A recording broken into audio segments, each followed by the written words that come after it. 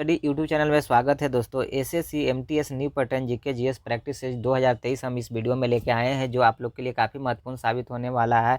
इस वीडियो में हम प्रीवियस ईयर के जितने भी प्रश्न हैं उन प्रश्नों को हम लिए हैं और ये जितने भी वीवीआई प्रश्न थे वो प्रश्नों को इंक्लूड किया गया है दोस्तों। तो आप लोग शुरू से अंत तक इस वीडियो में बने रहें। वीडियो को शुरुआत करने से पहले अगर आप हमारा वीडियो को देख रहे हैं तो एक बार लाइक सब्सक्राइब चैनल को ज़रूर कर ले दोस्तों। और इसमें जो प्रश्न है वो सारे प्रश्न बहुत ही इंपॉर्टेंट है। तो चलिए शुरू से अंत तक आप लोग इस वीडियो में बने रहें। चलिए वीडियो की शुरुआत करते हैं दोस्तों। वीडियो को शुरुआत करते हैं। पहला जो प्रश्न है दोस्तों कि किस प्राचीन भारतीय खेल में बहादुर युवकों की भीड़ को क्रोधित सांडों का सामना करना पड़ता है? जल्लीकट्टू, कबड्डी, मलखम, खो खो। तो इसका राइट आंसर है दोस्तों जल्लीकट्टू। जल्लीकट्टू जो है आपका किस राज्य का लोक नृत्य है, अति है खेल है दोस्तों? तो तमिलनाडु का है। किसका है? तमिलनाडु का ये खेल है दोस्तों। इस खेल जो है ये पोंगल त्यौहार पर खेला जाता है। जब तमिलनाडु में पोंगल त्यौहार मनाया जाता है तो उसी समय इस खेल को खेला जाता है। इसमें सांड को नियंत्रित करने का यह खेल है दोस्तों। इसमें एक व्यक्ति क्या करता है, निश्चित दूरी तक या 3 बार बैल कूदने तक उसकी पीठ पर रहना पड़ता है, तब आप इस खेल को जीत पाते हैं। इसी तरह से केरल राज्य में भी एक खेल खेला जाता है, उसका भी नाम आप लोग याद रखिएगा, जिसका नाम है कलारी के भी नाम से जाना जाता है या कलारी पेट्टू खेल के नाम से जाना जाता है। यह एक तरह का पारंपरिक मार्शल आर्ट है और कहा जाता है कि कलारी पेट्टू जो है दुनिया की सबसे पुरानी लड़ाई की तरीकों में से एक माना जाता है दोस्तों, ये बात याद रखिएगा। इसी तरह से कर्नाटक जो राज्य है, कर्नाटक राज्य का भी एक खेल बहुत ही प्रसिद्ध है जिसे आप लोग को याद रखना चाहिए, जिसका नाम है कंबाला। क्या? कंबाला खेल।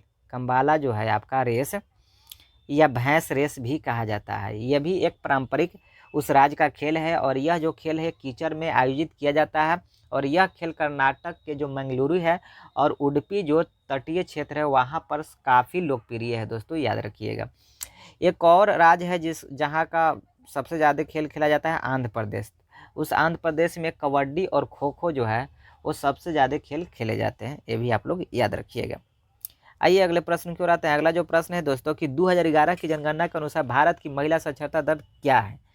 तो आपको दिया गया ऑप्शन कि 50 से 59%, 80 से 89% और 60 से 69% या 70 से 79%। तो इसका राइट आंसर है दोस्तों 60 से 69% तक, आपका याद रखिएगा।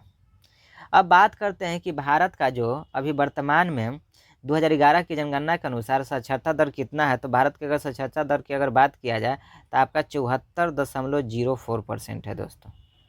और पुरुष साक्षरता दर अगर कहा जाए तो 82.14% है, याद रखिएगा।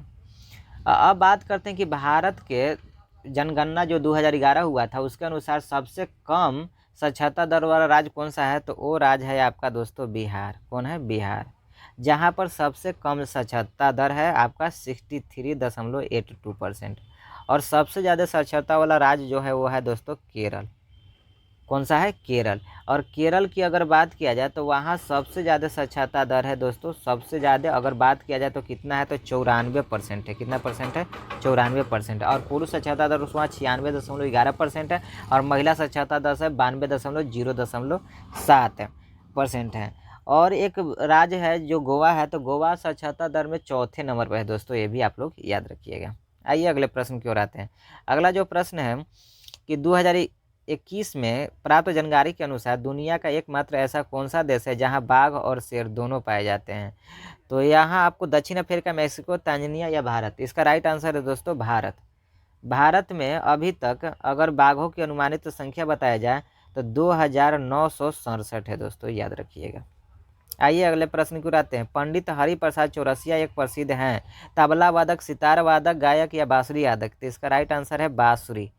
बांसुरी बजाते थे आपके पंडित हरिप्रसाद चौरसिया जी। अगर हम बात करते हैं तबला वादक के, तो तबला वादक आपके हैं उस्ताद जाकिर हुसैन, जिनका जन्म आपको 9 मार्च 1951 में हुआ था। भारत के सबसे प्रसिद्ध सितार वादक है आपका पंडित रवि शंकर जी।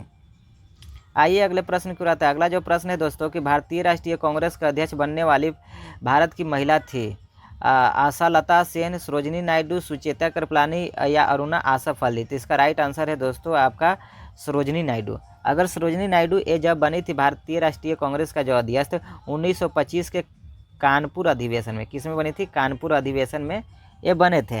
ये भारत की कोकिला भी कहा जाता है इनको, और इनको कविताओं के लेखन के क्षेत्र में बहुत अच्छा योगदान देने के लिए नाइटिंगेल ऑफ इंडिया का खिताब भी दिया गया था।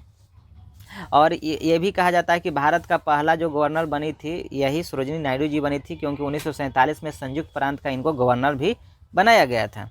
आइए अगले प्रश्न की ओर आते हैं।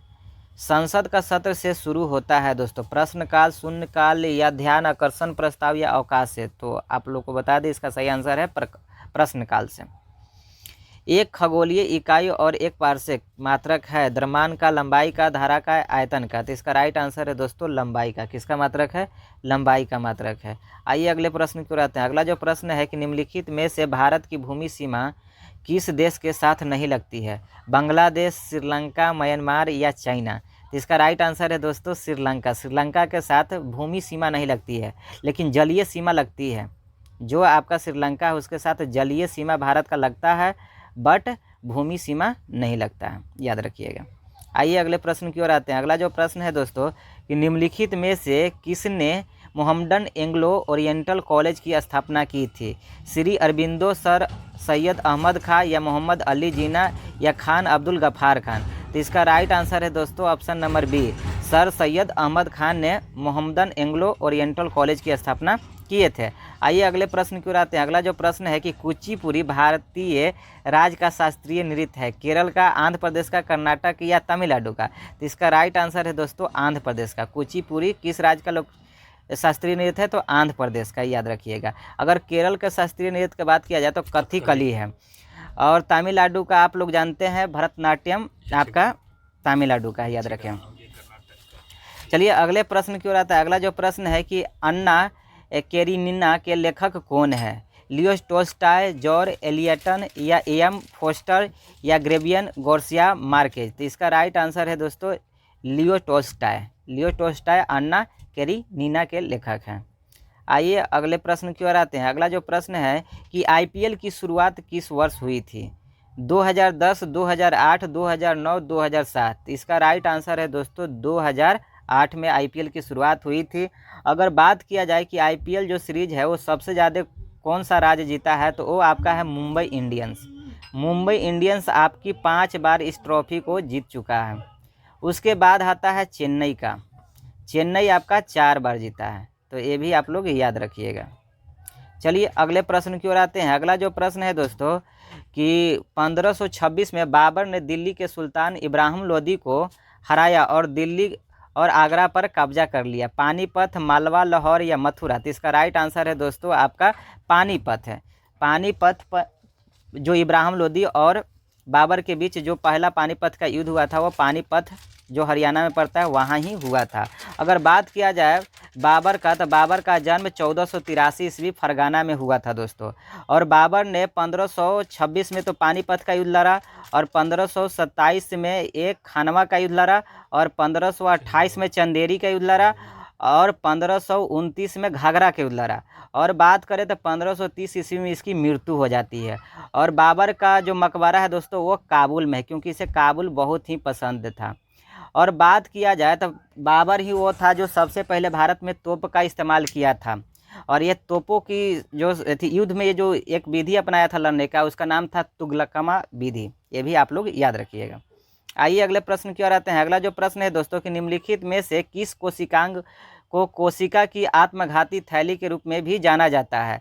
तरिकता या लयनकाय या लाइसोसोम या सूत्रकणिका माइटोकॉन्ड्रिया या राइबोसोम। तो इसका राइट आंसर है दोस्तों ऑप्शन नंबर बी, लाइसोसोम।